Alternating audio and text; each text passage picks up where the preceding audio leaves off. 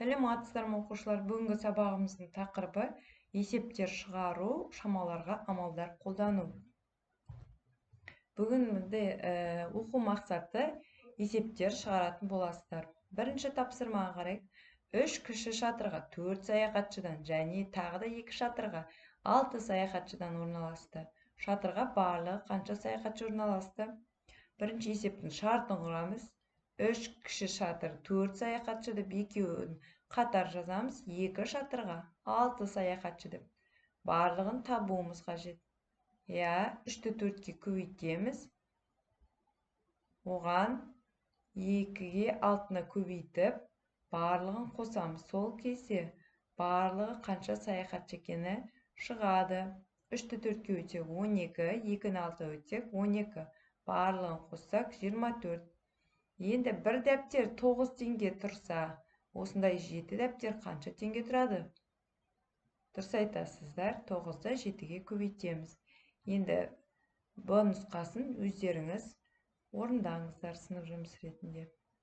Тіктөртбұрыштың ені ұзындығынан 2 есе кем дейді.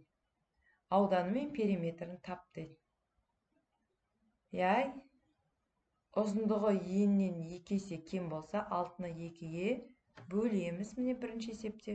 6-ны 2-ге бөлсек, ені 3 сантиметр болады. Осыны периметрін қалай табамыз?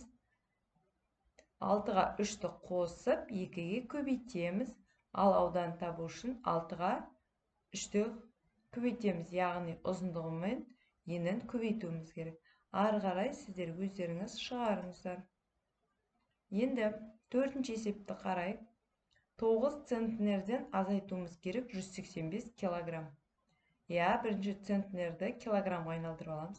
1 центнерде 100 килограмм бар. 9 центнерде 900 килограмм бар. 900-ден 185-ті азайтасыздар. Келесі 8 центнер қосу 200 килограмм. Бұлда да солай, дәл солай килограммға айналдырып аламыз. 800 килограммды қосамыз 200 килограммға. Бір тәулік. Бір тәулікте 24 сағат бар. 24 сағаттан 16 сағатты азайтамыз. Ары қарай екінші нұсқасын өздеріңіз шығарыңыздар.